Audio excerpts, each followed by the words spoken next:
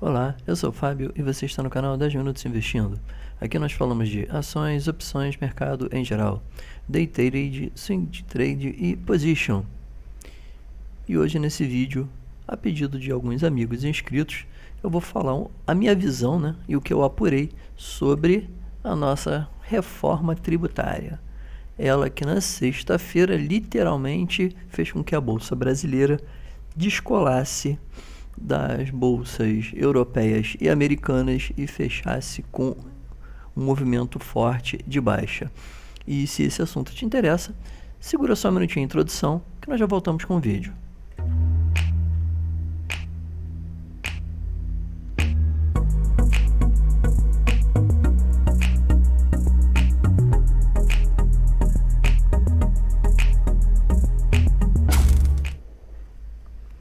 Lembrando, como sempre, que o material divulgado nesse vídeo não é recomendação de compra, venda e tem por finalidade unicamente caráter informativo e educacional, assim como as empresas descritas não são recomendação de compra, venda e investimento, sendo única e exclusivamente no investidor a tomada de decisão ou abertura de conta nas corretoras ou bancos que aqui, ora, sejam citados.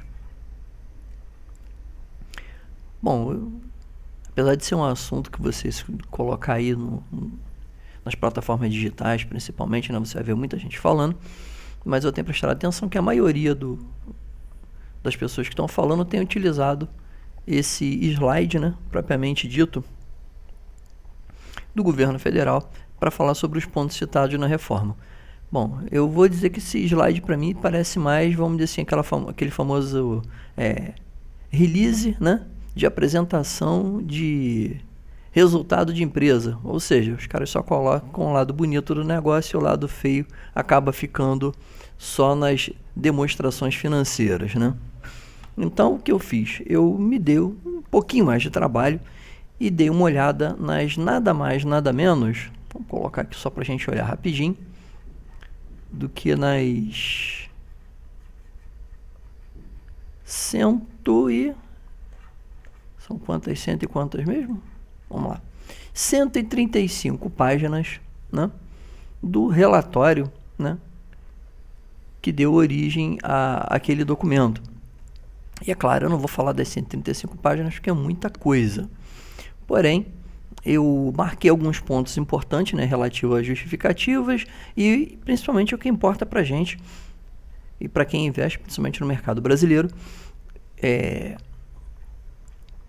quais os pontos que são primordiais e inclusive identifiquei de repente até uma boa possibilidade de investimentos aqui no Brasil, mediante ao que eu li.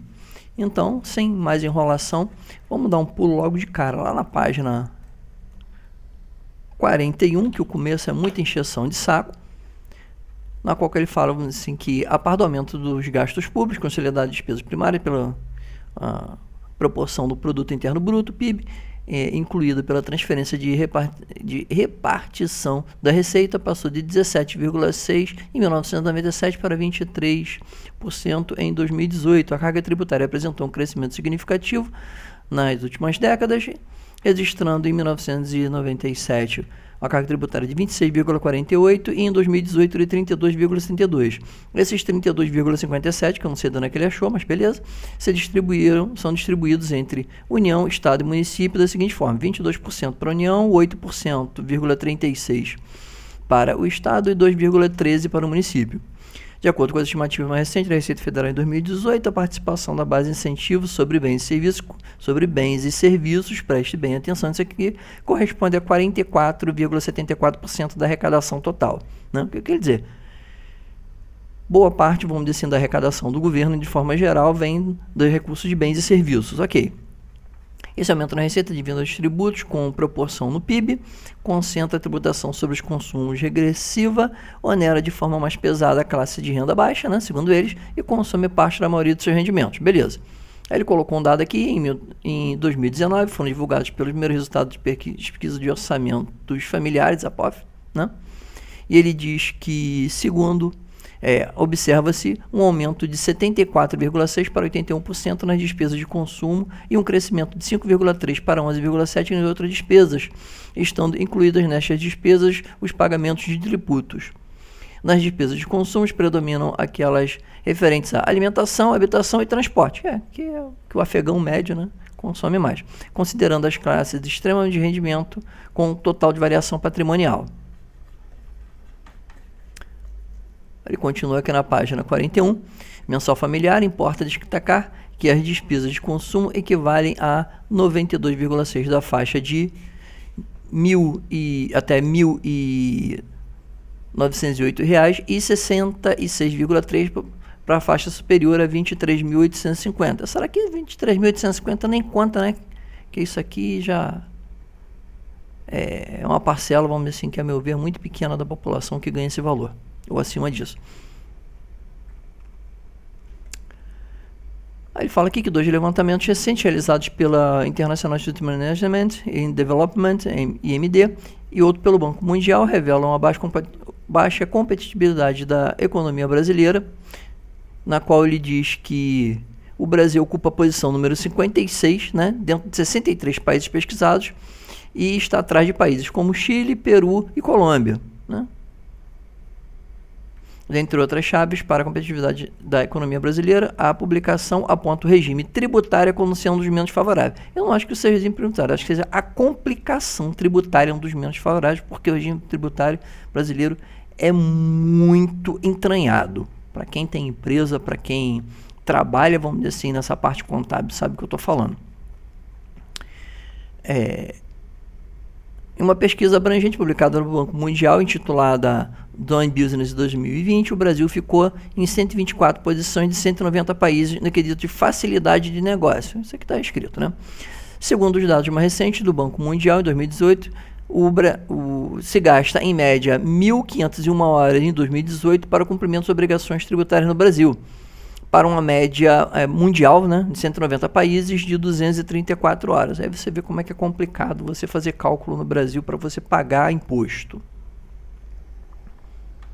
Seguindo, dando um pulo lá para a página 55, né? Ele fala que ele começa a falar sobre em relação, vamos dizer assim, o que aconteceu com os tributos, né? Não vou entrar em detalhe, vou deixar esse documento aqui para quem quiser olhar ele de fora a fora, que eu acho que tem muita encheção de linguiça.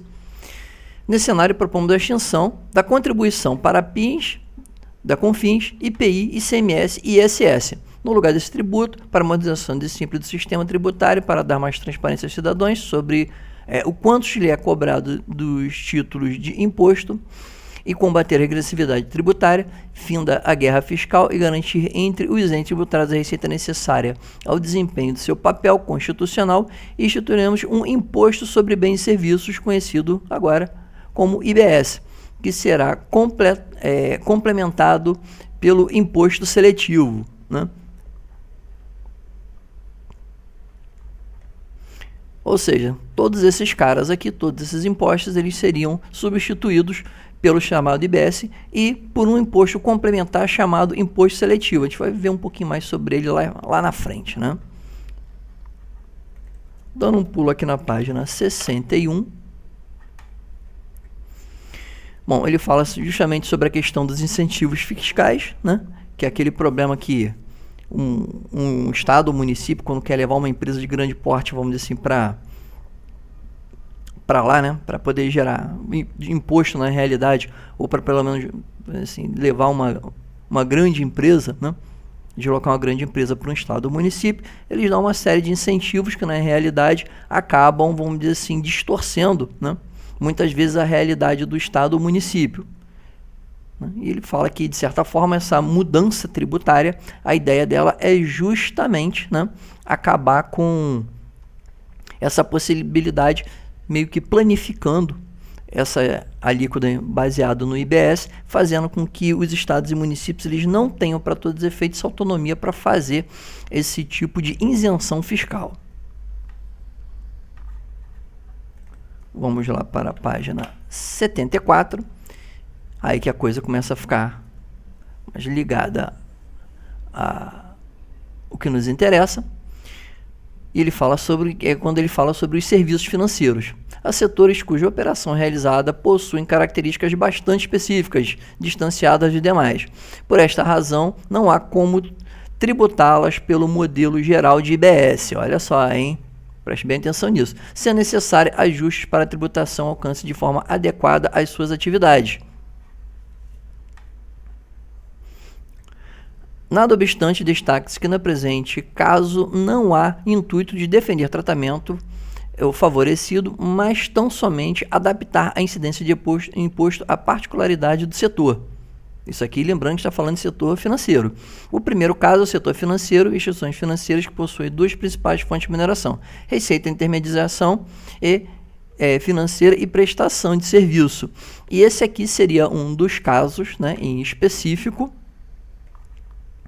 na qual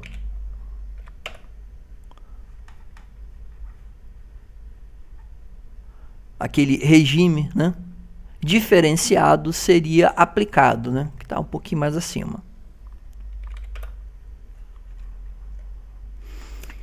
Que ele fala que algumas situações, como por exemplo, spread, questões administrativas, depósito compulsório entre os demais, né, muitas vezes, assim, determinam os valores relativos vamos dizer assim, a aplicação de impostos relativo principalmente ao setor de serviços financeiros. E esse seria um dos motivos, inclusive, que de repentemente o setor financeiro poderia não ser tão afetado, apesar de ser o que se mais fala, né, inicialmente sobre isso. Ou seja, há uma brecha aqui para todos os efeitos que durante, vamos assim, a finalização desse novo imposto, que esse regime, pelo menos para o setor financeiro, possa ter uma extensão. Inclusive, a possibilidade, né, da extensão de até 12 anos para adequação, que está inclusive descrito aqui nesse documento. Tá?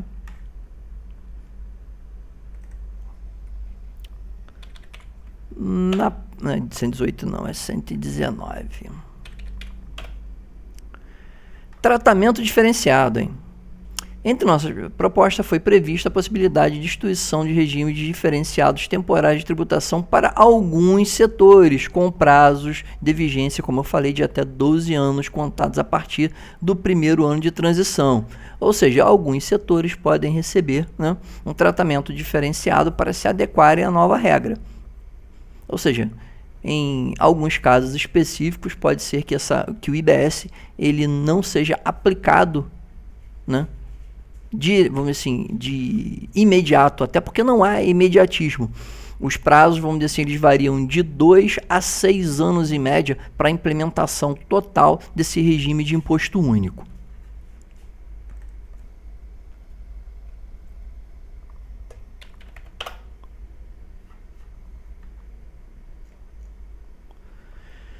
Esse aqui é um ponto interessante.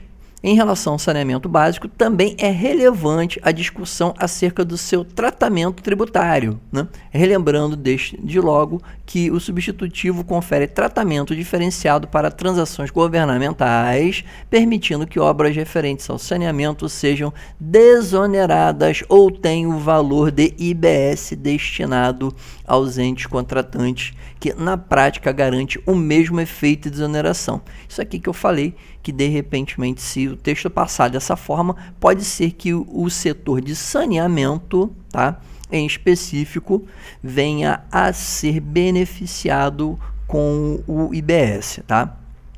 Não estou dizendo que isso aqui vai acontecer, mas estou falando que é uma possibilidade.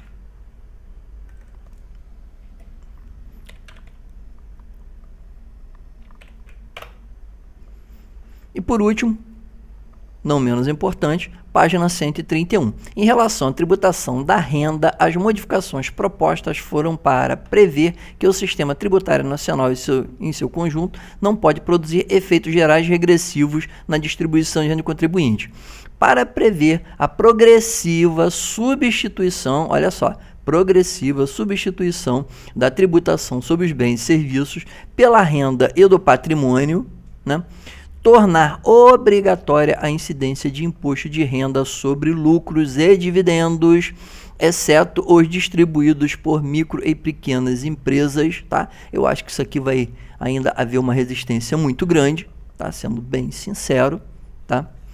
e vedar a cessão de incentivos que frustrem esse objetivo, como o tratamento favorecido à remuneração de juros sobre o capital próprio, que é o que muitas empresas, né, quando querem dividir, vamos dizer assim, elas querem distribuir, né, parte do lucro com os seus acionistas, elas fazem em formato de juros sobre capital próprio, que elas acabam fazendo de uma forma que desonera, né? Esse valor acaba entrando como, vamos dizer, como pagamento, ou seja, como prejuízo na realidade. Na sua receita ela pode abater isso no final. Isso aqui, para todos os efeitos, é algo que eu acho que realmente vai passar desse jeito e deva realmente ficar dessa forma.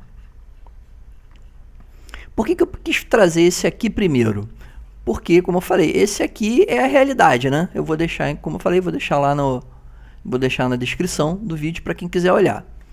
E esse aqui, para todos os efeitos, é o texto bonitinho, né? Princípios da reforma, né? Simplificar menos custos, segurança jurídica, transparência, redução de distorção. Não vou falar muito sobre, porque tem um monte de gente falando sobre esses slides aqui, vamos colocar assim. Quem quiser procura na internet, vai caçar sobre isso. Eu trouxe aqueles pontos ali, porque, como eu falei, eu acho mais relevante aquele lado ali da história, para todos os efeitos, e o que está ali, do que na realidade o que está simplesmente aqui na apresentação, vamos colocar assim. A pessoa física, ele fala que IRPF, pessoa física, né? Fala como é que está atualmente, como é que vai ser. Vai sair de 1903 para faixa, vamos dizer assim, de cobrança. Até R$ 2.500 vai ser isento para todos os efeitos. Se você parar a analisar de 1903 para 2.500, não muda muita coisa. Ele fala que 50% dos atuais declarantes não pagam imposto de renda, mais de 5,6 milhões passarão a ser considerados isentos. Bom, para mim, vou ser bem sincero, isso aqui é falácia. O número não vai mudar nada no final das contas, tá? E aí, para pessoa física, ele coloca aqui 1.500 zero, 2.000 também zero, 100% isento, 2.500 você tem que parar, bonitinho, né? Ah, legal, que legal, show de bola. Pô. E como vai ficar? Porque vai mudar na realidade, falar, vai aumentar? Não vai aumentar, só vai mudar as faixas na realidade. Desconto simplificado, né? 20% fica restrito para receber até 40 mil por ano. Para você preencher essa declaração, para mim também não muda nada. Atualização de valor de imóvel, declaração de imóvel ser mantido de valor original. O cidadão precisa pagar de 15 a 20% sobre o ganho de capital. Será permitida a atualização do valor. Eu queria saber quem é o maluco, para todos os efeitos, que vai dar preferência a todo ano. Eu comprei uma casa ano passado, ela valia 1 milhão. Hoje em dia ela vale 1 milhão e 100, eu quero pagar 5% em cima dessa diferença para não ter que pagar lá na frente. Beleza, aí dá um problema qualquer, acontece um acidente.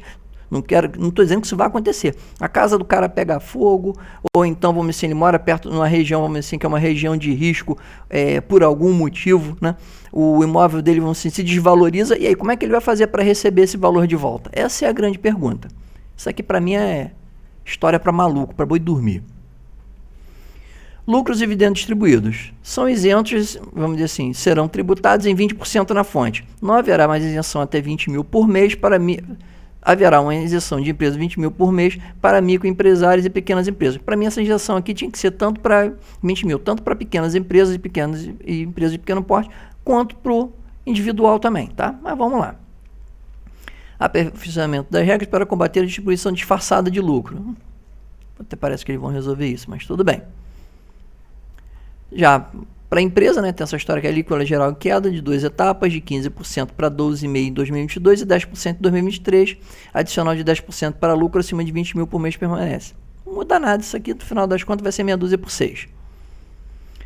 Pagamento de gratificação e participação nos resultados aos sócios feitos com ações da empresa não poderá mais acontecer. Também acho que eles estão mexendo numa coisa que não haveria necessidade. Se o cara quer receber ação, você tem direito, ou se ele aceitou, né, fazer isso, ou se a empresa for uma forma que ela conseguiu achar para poder dar um benefício para todos os efeitos e trazer um profissional de melhor qualidade para a empresa, dando um benefício maior para ele que seja em forma de empresa e não ela em forma de pagamento, que muitas vezes é complicado você manter ou você trazer para a tua empresa um profissional, vamos dizer assim, que custaria muito mais caro para você ter na tua empresa, né? Aí você dá um benefício a mais para ele, você dá uma participação, dá alguma coisa para que ele, vamos dizer assim,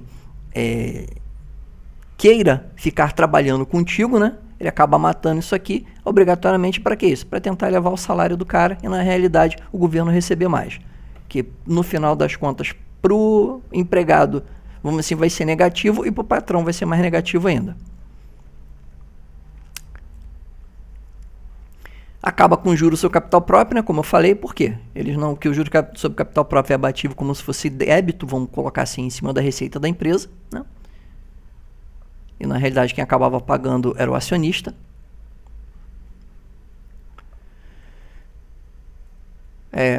Uma tributação sobre ganho sobre capital. Há um detalhe também importante que eu estava imaginando, é o seguinte. Beleza, vai tributar e vai colocar 20%. Imagina, por exemplo, como que vai ficar a situação das empresas que são holdings, por exemplo. Que elas são empresas que controlam empresas. Aí, por exemplo, a Itaúsa, ela recebe, vamos dizer assim, os dividendos em cima do Itaú, usando como referência, né? Aí o Itaú vai ter que pagar 20%, e esses 20% já vai bater para a Itaúsa. Aí quando a Itaúsa for repassar de novo esse, vamos dizer assim, parte desse resultado para você, você paga de novo, né? Para mim, se isso não é retributação ou bitributação, eu não sei que nome que se dá na realidade. Mas tudo bem. Ganho sobre capital indireto, criação sobre regras claras, também isso aqui é relativo à empresa. Apuração trimestral, isso aqui é outro negócio, será permitido compensar 100% de prejuízo no trimestre? Beleza, mas quanto tempo vai demorar? Bom, segundo, eu esqueci até de marcar no texto lá, mas segundo, o prazo máximo para restituição disso aqui vai ser de 60 dias. É aquela famosa história, eu quero viver vamos assim, para ver e crer. A simplificação do IRPJ e CSLL. Hoje a empresa precisa ter 2 registros muito diferentes para apurar tributos simples. E isso é um custo para a empresa. Tá, beleza. Simplificação, era só transformar os 2 em um só, mas beleza, sem problema. Relativo à operação de bolsa de valores, muita gente tinha problema com tributação, vamos assim, para operações normais e day trade, para todo efeito, segundo ele aqui, a alíquota vai ser de 15% para todo mundo. Porém, você passa agora a ter uma alíquota, né, em cima, uma alíquota única, na realidade, em cima de renda fixa, né? Aí muita gente está falando assim, mas ele colocou tesouro, só está dizendo aí tesouro direto, CDB, e não está falando de mais nada. Bom, 3 pontos significa e o que mais seja correlato, né? Eu pelo menos entendo dessa forma. A esse tipo de aplicação de renda fixa.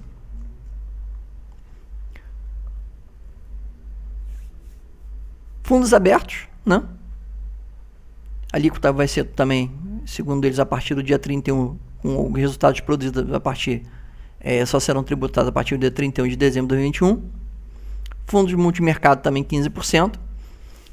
Fundos imobiliários, fim da isenção sobre o rendimento distribuído. A pessoa física, isso aqui que eu não acho, é muita sacanagem, né? Tem outra palavra.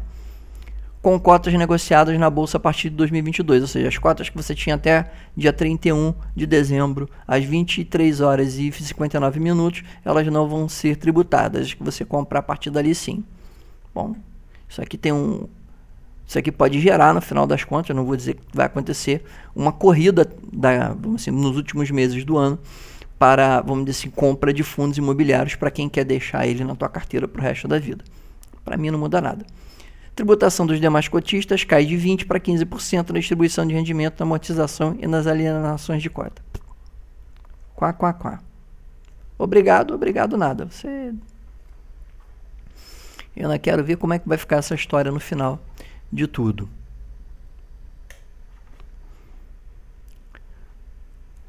Bom, antes que alguém me pergunte, ou como o pessoal costuma perguntar, e aí, o que eu estou fazendo? Estou fazendo o que eu já estava fazendo antes dessa brincadeira, vamos dizer assim, chegar no ponto que chegou.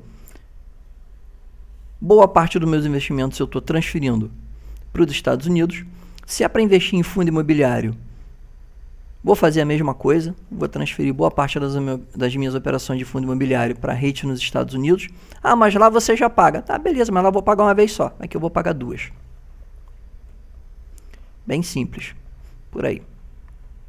Não? Compra de vamos dizer assim, de qualquer papel ligado à holding, por exemplo, cortado pelo menos no momento, e aguardar para ver como é que vai ficar, principalmente a tributação dos setores de telecomunicação, energia e combustível. Já que, eu sendo bem sincero, eu acho que o vespeiro do setor financeiro, né, bancos principalmente, eu acho que eles vão aliviar um pouco a mão. Eu imagino que vai cair acabar caindo naquela situação, vamos assim, de exceções, vamos colocar assim, e eles vão ganhar aí 12 anos para poder ajustar essas questões contábeis, e até lá muita coisa anda, né? Muito o governo muda.